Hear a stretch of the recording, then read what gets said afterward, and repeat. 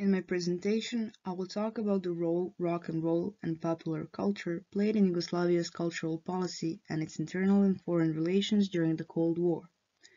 I will start with a brief look into the political situation in Yugoslavia in the years following the Second World War, and how those changes brought about by the Cold War affected the party's attitude towards popular culture, that is pop and rock and roll music. I will also give a short overview of the development of the musical infrastructure in Yugoslavia, how the advent of popular music festivals, the development of radio stations, and the boom of the record industry all helped to promote and import Western culture, but also how popular music in Yugoslavia was branded to the extent of it becoming a product that was exported to the countries of the Eastern Bloc.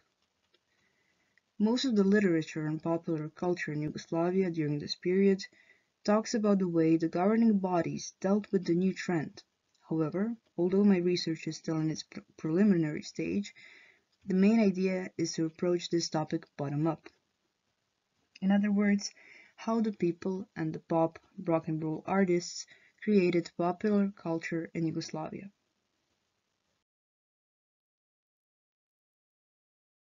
Political situation. The Tito-Stalin split of 1948 was the culmination of the conflict between Yugoslavia and the Soviet Union in the years following World War II. Discrepancies in economic, internal, and foreign policy interests of the two countries, along with geopolitical and ideological disputes, resulted in the split.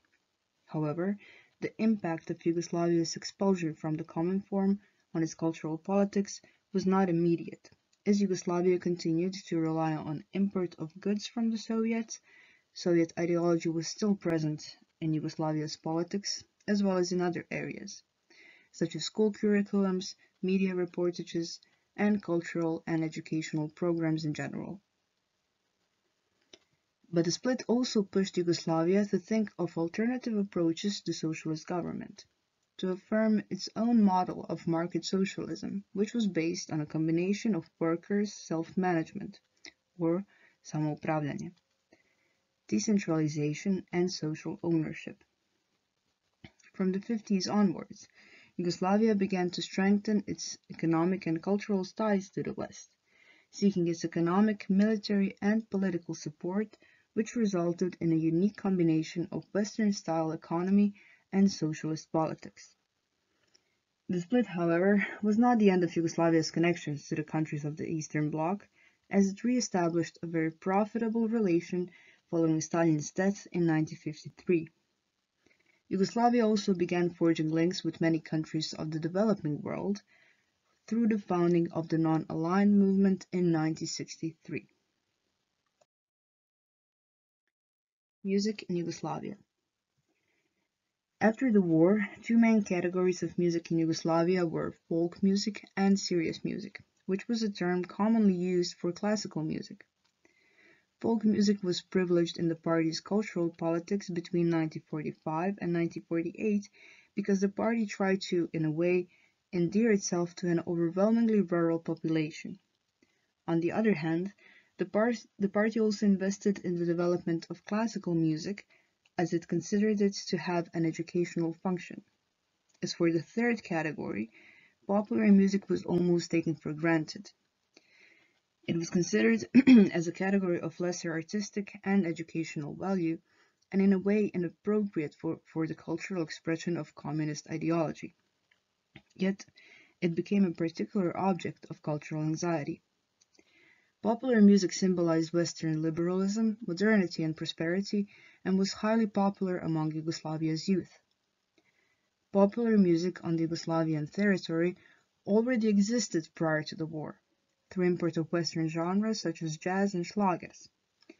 Although they represented unwanted cultural influences, their presence continued throughout the 1950s. As an umbrella term for these genres, the term zabavna muzika, light or entertainment music, was introduced by Yugoslav radio stations to distinguish entertainment from serious and folk music. Until the 60s, the term was used quite arbitrarily, as it included various vocal and dance music genres, film music, jazz, operettas, and arrangements of international folk songs. And as for rock and roll, it slowly started to infiltrate during the late 1950s and 1960s. The local scene of popular music was relatively undeveloped, which constantly provoked concern within the party because this meant that there were very few domestic alternatives that could compete with the growing popularity of Anglo-American popular music. Part of the attempted solution was the import of alternative foreign influences, such as Italian canzona, French chanson, and interestingly Mexican music, which entered Yugoslavian popular culture through screenings of Mexican films. The first attempts at creating a domestic form of popular music mostly relied on the imitation and reproduction of different Western models, schlagers, French chansons, covers of Hollywood hits, or those from Italian festivals. First original songs were a type of domestic schlagers.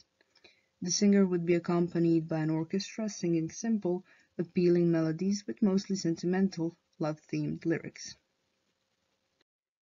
One example of the first popular music songs is a piece sung by George Marjanovic called Whistle at 8 or Zvižduk 8. I will not play the music examples due to copyright issues. Musical infrastructure. After the attempts of shifting focus to Italian, Mexican, and French popular music, Yugoslavian cultural politics tried to modernize its own popular music infrastructure through the establishment of music ensembles, festivals and schools, expansion of radio services, as well as the importation and production of musical instruments, records, and sheet music. And the status of popular music performers was confirmed through formation of various artists' unions. Between 1957 and 1961, the Yugoslav popular music industry experienced rapid development. The models for this were taken from the West, and especially Italy and the United States, but their domestic application was shaped by the party's ideology, with the main purpose being the formation of a supranational Yugoslav culture. The first popular music festival in Yugoslavia was the Zagreb Festival, which began in 1953 as a dance melody competition. The Zagreb Festival was pioneering not only in Yugoslavia but in Europe as well, as it was one of the first popular music festivals following in the footsteps of the Italian one at San Remo. Emergence of the Zagreb Festival did prove a change in party's attitude to the development of domestic popular music alternatives, but the festivals that came later, the Opatija and the Split festivals, Belgrade Spring, Slovenian Song, were much more successful in fulfilling the party's primary goal of forging pan-Yugoslav cultural bonds and affirming Yugoslavia's position on the Western cultural scene. Consumerism. The winning song of the first ever Opatija festival was performed by Ivo Robic and Zdenka Vučković, and it was called Moja mala djevojčica, Tata kupi mi auto, or My Little Girl, Daddy Buy Me a Car. It is a song about consumption. Zdenka asked her father to buy her a car, a scooter, a doll, to buy her everything. It was through popular culture and consumer goods that the party now believed that cultural bonds among Yugoslavia's citizens could be forged more effectively. The Yugoslav citizens welcomed this change in party's politics. The hype and interest around music festivals was huge. Different radio stations created programs and shows before and after the festivals. Magazines included reportages and interviews with the new rock and roll stars who became the new idols, a shift in comparison to the earlier years when most of the heroes praised in the media were usually members of the party.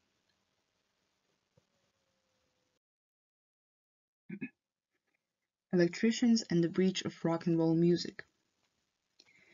In addition to the state-controlled radio broadcasts, record productions and festivals, the main venues where popular music could be heard were igranke or plesnjaci, dance entertainment events.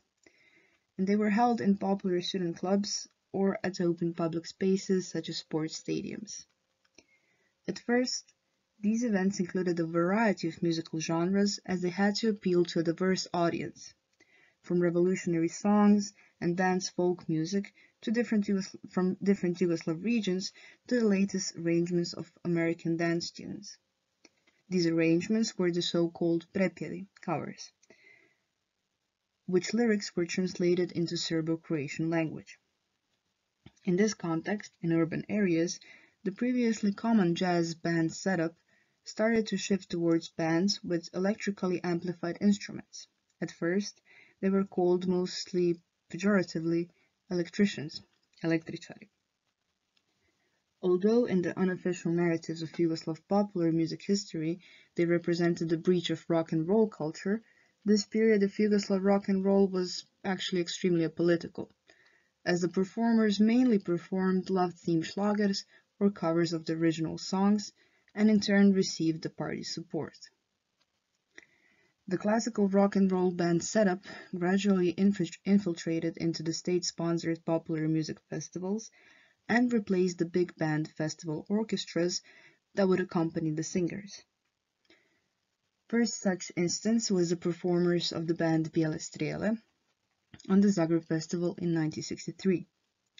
This change was applauded by the public as this allowed for the practices of plesnjaci, or igranke, or dance entertainment events, to be brought out onto the big stage. This shows a more democratic and less strict approach the party took in dealing with popular culture. By not trying to filter it as heavily, and by listening to the public's wants and needs, it fared much better at home and in terms of building its image internationally. I use this example to show the shift from Marjanović singing, accompanied by the orchestra, to the new sound of rock and roll bands such as Bijele Strele.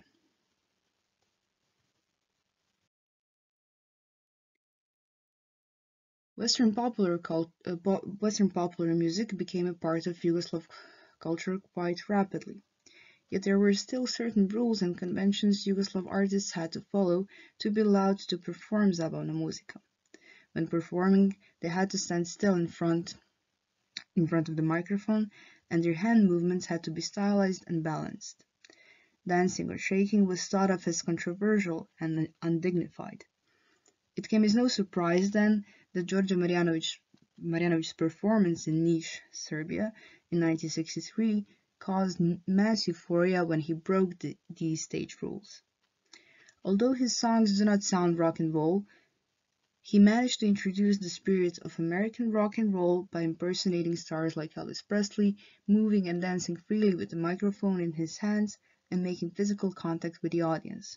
From the party's point of view, this represented the negative effects rock and roll culture had on the youth, and Marjanović faced harsh critique from the media that accused him of using cheap commercial tricks to impress the audience. However, he was worshipped by his fans, nicknamed Jokisti, becoming one of the first Yugoslav music stars. When Marjanović was not awarded the 1961 Zlatni Mikrofon, the Golden Microphone Prize, his fans started shouting his name in disapproval of the jury's decision, carrying Marjanović on their shoulders out of the venue. The masses paralyzed the flow of traffic in downtown Belgrade, finally assembling in front of the Hotel Moskva, with Marjanović singing on top of a car. Export of Yugoslav popular music to the USSR.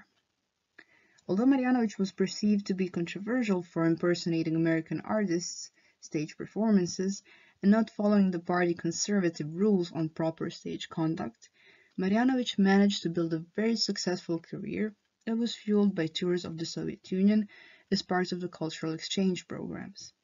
He and many other artists such as Miki Jeremović, Krunoslav Kicho Slabinac, Tereza Kesovia, Gabi Novak, and bands such as Bijele Strele and Crveni koralji became cultural ambassadors for Yugoslavia. They were plugs, an American slang word for a dealer, of Western culture in the East. Here I used two examples, one from Crveni koralji and the other one from Bobby Darin. His song If I Were a Carpenter, which came out in 1966. On the left, and on the right, song called Kad bi bio drvosjeća that came out 2 years after, which is actually a cover of the original. And to conclude, in response to popular desires and foreign policy interests, the party accepted Western popular music and found a way of appropriating it into its own politics by ideologically, linguistically, and productionally domesticating it. This set the stage for future development of popular music and culture in Yugoslavia. Popular music, especially rock and roll, have remained a cultural phenomenon that even after the conflicts serve as a unifying medium among the people from former Yugoslavia, showing that the history of Yugoslav popular music is an intriguing and important subject of attention.